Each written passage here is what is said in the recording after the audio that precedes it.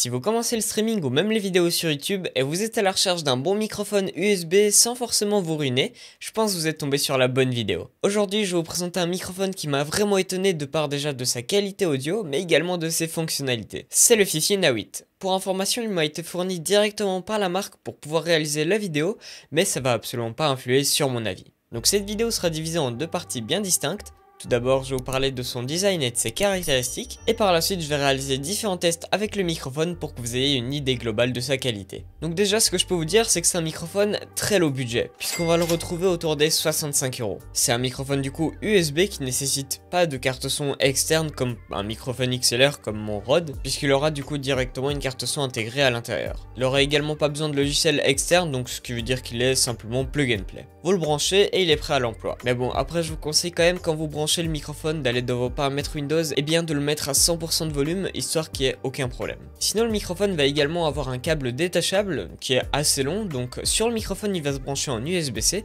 et sur le PC en USB-A. C'est également un microphone statique ou à condensateur si vous préférez avec une orientation cardioïde. Ce qui veut dire qu'il va se concentrer sur le son qui se trouve devant lui et pas forcément derrière. Même si bien sûr il va quand même capter le son venant de derrière comme sur tous les microphones, mais c'est juste qu'il va se concentrer principalement sur l'avant. Sinon en termes de qualité de fabrication globale, on aura déjà une coque entièrement en plastique avec très peu de pièces en métal malheureusement, donc les seules pièces métalliques seront déjà le filtre anti-pop et également la grille du microphone. Mais bon, c'est pas pour autant que le microphone est mal fini puisque le plastique est quand même plutôt bien, on n'aura pas de traces de moulure ou autre imperfection, donc globalement c'est quand même plutôt joli. Par contre, ce microphone a quand même une certaine particularité qu'on trouve pas forcément chez d'autres, c'est qu'il aura en fait un rétroéclairage RGB. Et bah à vrai dire, si jamais vous streamez ou vous faites des vidéos, et bah ça peut rendre quand même plutôt bien. Donc en vrai c'est quand même plutôt cool de voir ça sur un micro. Vous pourrez changer du coup le rétroéclairage à l'aide d'un bouton qui se trouve à l'arrière. Vous pourrez également accrocher ce microphone directement à un bras, bon peut-être pas forcément un Rode PS1 puisque eh bien le microphone est vraiment trop léger pour ça, le bras va à chaque fois remonter, mais si jamais vous achetez par exemple un bras à 10 € sur Amazon, là clairement ça fera totalement l'affaire. Après si jamais vous voulez pas avoir de dépenses supplémentaires, vous pourrez très bien utiliser le support qui est directement fourni avec le microphone.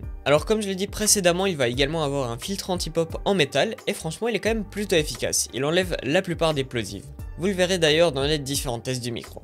Sinon il va également avoir un bouton mute sur le dessus du microphone, ce bouton sera d'ailleurs capacitif, ce qui est vraiment très pratique quand vous êtes en stream ou simplement sur Discord, puisque moi par exemple depuis que j'ai ça sur ma Elgato Wave XLR, eh ben je m'en sers tout le temps. Ah oui, pas forcément pour stream parce que bon je pense j'ai des streams, j'en ai dû en faire 2 dans ma vie, mais sur Discord franchement c'est ultra utile quand même. Et l'avantage justement d'avoir un bouton comme ceci, c'est qu'il n'y aura pas de retour audible puisque c'est directement tactile, dès que vous allez toucher, eh bien le bouton va s'activer. Vous allez également avoir la possibilité de pouvoir gérer le gain directement depuis le microphone, ça se trouve à l'arrière avec une petite molette. Et la dernière chose plutôt intéressante, c'est que vous allez avoir directement une sortie audio dans le microphone, elle se trouve en dessous, juste à côté de la prise de branchement en USB-C. Ça veut dire en gros que vous allez pouvoir entendre directement le son de votre voix en direct sans aucune latence dans votre casque, ce qui est très pratique pour pouvoir monitorer très facilement. Puisque bah du coup si vous l'avez pas, et bien si jamais vous voulez régler rapidement le gain, et bien vous allez devoir vous enregistrer avant avec un certain niveau de gain, écouter, puis après modifier, etc. Alors que là, vous pouvez le faire directement à la volée. Donc voilà, je vous ai parlé des différentes caractéristiques que je trouve intéressantes sur ce microphone. Maintenant, on va passer aux différents tests audio pour que vous ayez une petite idée de la qualité audio. Actuellement, vous m'entendez à une distance d'environ de 5 cm du microphone. Actuellement, vous m'entendez à une distance d'environ de 10 cm du microphone. Actuellement, vous m'entendez à une distance d'environ de 30 cm du microphone. Et là, vous m'entendez à plus d'1 mètre du micro. Mais bon, là, c'est juste pour que vous ayez une petite idée, puisqu'à une distance pareille, le son n'est plus du tout utilisable. Donc là, vous m'entendez du coup avec le filtre anti-pop, donc tout ce qui est plosive, donc eh ben, c'est quand même plutôt bien réduit. Et là, du coup, sans le filtre anti-pop, les eh ben, s'entendent beaucoup plus. Là maintenant je vais commencer à parler tout en écrivant sur mon clavier. Donc le clavier pour information derrière le microphone. Donc comme vous avez remarqué, on entend très bien le son du clavier, on arrive quand même à bien distinguer le son de ma voix. Et c'est quand même totalement normal puisqu'on est sur un microphone à condensateur. Sur un microphone dynamique, ça s'entendrait quand même un peu moins. Donc là je vais également me mute pour vous montrer que ça fait vraiment aucun bruit lorsqu'on a... Donc oui, on entend quand même peut-être un léger bruit hein, quand on touche avec nos doigts sur le micro, mais on peut pas faire mieux clairement, puisque bon, là déjà c'est un bouton capacitif, donc on n'aura pas un son audible comme je l'ai dit, puisqu'entendre un gros clic juste avant que le micro se coupe, c'est pas forcément ce qu'il y a de plus agréable. Donc là, au moins l'avantage, c'est qu'on n'entend pas. Je vais vous laisser également écouter le bruit de fond de ce microphone.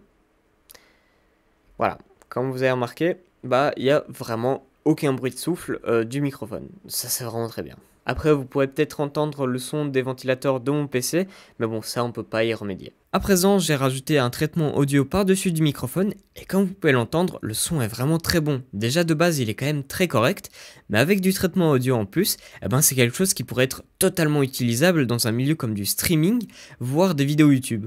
Mais donc voilà, qu'est-ce que vous avez pensé maintenant de sa qualité audio? Perso, moi je trouve son rapport qualité-prix vraiment excellent. Déjà pour son prix, il a une plutôt bonne qualité audio. En plus avec toutes les fonctionnalités qu'il fournit et en plus les accessoires comme le stand et le filtre anti-pop, eh ben ça fait un microphone totalement prêt à l'emploi sans forcément avoir besoin de dépenser son argent autre part. Alors que ben si jamais vous achetez généralement comme un bord du M1, eh ben vous allez devoir acheter justement le filtre anti-pop, également un bras de micro, ce qui va rajouter des dépenses en plus alors que là bah tout est fourni. Alors oui, c'est sûr que c'est pas forcément le plus top, le support de micro qui est fourni de base, mais on va dire quand même que ça fait l'affaire. Encore merci à Fifine de m'avoir fourni ce microphone, vous allez bien sûr retrouver le lien pour l'acheter directement en description. Sur ce, eh bien, si la vidéo vous aura plu, eh bien pensez à mettre un petit pouce vers le haut, également à vous abonner à la chaîne si ce n'est pas encore fait. Pensez aussi à rejoindre mon serveur Discord qui se trouve en description, et également mon Twitter qui est toujours juste en dessous. Sur ce, eh bien, moi je vous dis à une prochaine vidéo. Allez, ciao tout le monde, c'était XR.